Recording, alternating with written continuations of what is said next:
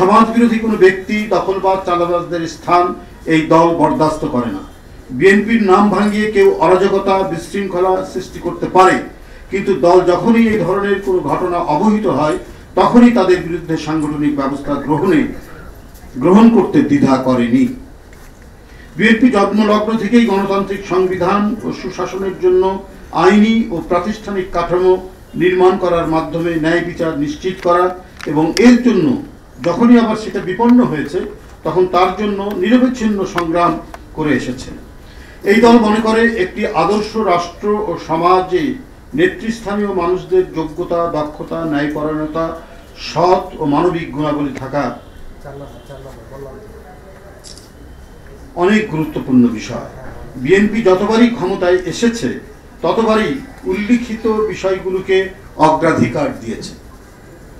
জাতীয়তাবাদী শক্তির সমবেত ধ্বনি হচ্ছে সুশাসন ও ন্যায় বিচার নিশ্চিত করা। বর্তমান সময়ে নানাবিধ সামাজিক অপরাধের বিভিন্ন মাত্রার প্রকাশ দেখা যাচ্ছে। প্রশাসনিক স্থবিরতার কারণেই মব কালচারের প্রকোপ বৃদ্ধি পাচ্ছে। অবৈধ কালো টাকা এবং গোপন অপতৎপরতার প্রভাবে মব কালচারের নামে সমাজে বিশৃঙ্খলার চেষ্টা চলছে। আবার অন্যদিকে অত্যন্ত পরিকল্পিতভাবে প্রযুক্তি ব্যবহার করে স্বার্থান্বেষী মহল বিএনপির নামে সামাজিক যোগাযোগ মাধ্যমে নানা অপপ্রচার চালাচ্ছে। এই পরিকল্পিত অপপ্রচার, অপতৎপরতা কৃত্রিমভাবে তৈরি সামাজিক অশান্তি ও গণতন্ত্রের পথ চলাকে বাধাগ্রস্ত করা এবং নির্বাচন পেছানোর সুদূর প্রসারী পরিকল্পনা বলে জনগণ মনে করে। শেখ হাসিনার আমলে অদ্ভুত উন্নয়নের বয়ানের মতো এখন নির্বাচন পেছানো নিয়ে নানা ধরনের বয়ান দেয়া হচ্ছে। সাংবাদিক বন্ধুরা, বিএনপির নাম ভাঙিয়ে যারা অপকর্মের সাথে জড়িত তাদের বিরুদ্ধে তাৎক্ষণিকভাবে দল থেকে সাংগঠনিক ব্যবস্থা গ্রহণ করে আসা হচ্ছে। দলের ভেতরে থাকা অপকর্মের সাথে যুক্ত হলে, দলের ভেতরে থাকা কোনো ব্যক্তি অপকর্মের সাথে যুক্ত হলে তাকে কোনোভাবেই ছাড় দেওয়া হচ্ছে না। ইতিমধ্যে বেশ কিছু নেতাকর্মীকে বহিষ্কার, অব্যাহতি প্রদান, পদ স্থগিত, কারণ দর্শানোর নোটিশ প্রদান করা হয়েছে। আমরা লক্ষ্য করেছি দলের পক্ষ থেকে এহেন চলমান সাংগঠনিক ব্যবস্থার বিষয়ে গণমাধ্যমে খুব একটা উল্লেখ করা হয়নি। উপরন্তু আইন শৃঙ্খলা বাহিনীর ঢিলে ঢালা ভূমিকা রহস্যজনক। দলের পক্ষ থেকে বারবার অপরাধী ও বিশৃঙ্খলাকারীদের বিরুদ্ধে আইনি ব্যবস্থা গ্রহণের জন্য বলা হলেও প্রশাসন নির্বিকার থাকছে। আমরা অনেককেই বলছি, টেলিফোন করে বলছি যে এই এবং তারা বিএনপির নাম ভাঙিয়ে কাজ করছে, কিন্তু আমরা পুলিশ প্রশাসন বা প্রশাসনের কাউকে বললে পরে তারা নানা অজুহাত দিয়ে সেটাকে ডাইভার্ট করার চেষ্টা করছে। এর কারণ কি আমরা বুঝতে পারছি না।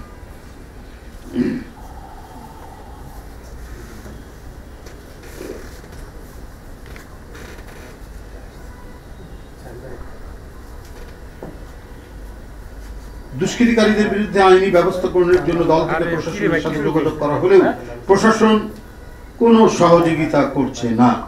অন্তর্বর্তীকালীন সরকার ক্ষমতাসীন হওয়ার পর থেকে এখন পর্যন্ত পুলিশ প্রশাসন খুব একটা সক্রিয় হয়নি, বরং কোনো কোনো ক্ষেত্রে কেউ কেউ উদ্দেশ্য প্রণোদিতভাবে কল কাঠি নাড়ছেন বলে স্পষ্টত প্রতীয়মান হয়।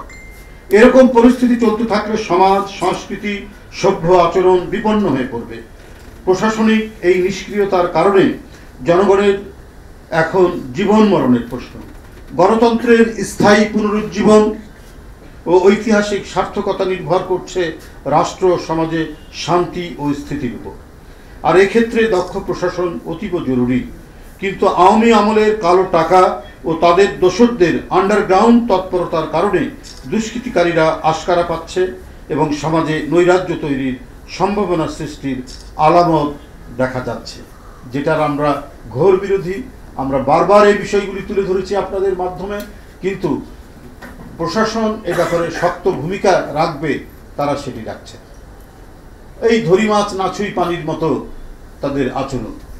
কিন্তু প্রশাসনকে বলার পরেও তাদের তো উদ্দেশ্য, আমরা ওরা বিএনপির নামে করছে, আমরাই বলছি বিএনপির পক্ষ থেকে যে এদেরকে ধরুন, এবং যারা নানা রঙে, নানা কালারে এবং বিভিন্ন জায়গায় আরো বিভিন্ন রাজনৈতিক দলের নেতাদের কথা শোনা যাচ্ছে, তাদেরকে তো একবারই মানে সম্পূর্ণরূপে ধরাছোঁয়ার বাইরে। তো এটা কি হতে পারে? একটি রাজনৈতিক দলের একটি কর্মী সভার মধ্যে পুলিশ কর্মকর্তা পোশাক পরে বক্তৃতা করছে, এটা আওয়ামী লীগের আমলে এটা সম্ভব, এখন কি করে এটা সম্ভব? এই ঢাকা মহানগরীতে এই ঘটনা ঘটেছে, এটা হতে পারে? একটা পুলিশ অফিসার, একজন প্রশাসনিক কর্মকর্তা, সে ছাত্র জীবনে যে কোনো ছাত্র সংগঠন করতে পারে, তার রাজনৈতিক আদর্শ থাকতে পারে, কিন্তু তার কর্তব্য বাস্তবায়নের সময় সে কখনোই তার রাজনৈতিক ইচ্ছা এবং আদর্শের কথা প্রতিফলন করবে না। বললাম তো সেটা। তো এখন কেন এটা? এটা তো আমরা দেখেছি মুজিব কোট পরে এসপি কে বক্তৃতা করতে আওয়ামী লীগের আমলে। তো এখন কেন সেই অবস্থা? আরেকটি ভিন্ন একটি সংগঠন, এটা তো সম্পূর্ণরূপে চাকরি বিধির পরিপন্থী। এই যে নিজেকে মানে ইয়ে জাহির করা, আমি অমুক দলের লোক, আজকে একটি পরিবর্তন ঘটেছে, একটা দানবীয় সরকার পতন হয়েছে, এখন তো আইনের শাসন। আইনের শাসন মানে যারা আইন প্রয়োগকারী সংস্থা, যারা প্রশাসনিক ব্যক্তি, তারা নিরপেক্ষ আচরণ করবে, তারা যথার্থ আচরণ করবে, যাতে সমাজের কোনো মানুষ আইনের আশ্রয় নিতে গিয়ে বঞ্চিত না হয়, রাজনৈতিক কারণে সে যাতে কোনোভাবেই বঞ্চিত না হয়। সেটাই তো হচ্ছে আইনের শাসন। সেটা না নিয়ে ইউনিফর্ম পরা পুলিশ যদি একটি রাজনৈতিক দলের কর্মী সভায় বক্তৃতা করে, তো এটা তো বিপজ্জনক। এটাই তো নৈরাজ্য ধেয়ে আসার সম্ভাবনা রয়েছে। আপনাদের সকলকে ধন্যবাদ জানাচ্ছি। এই হচ্ছে আমাদের আজকের মূল বক্তব্য। ধন্যবাদ।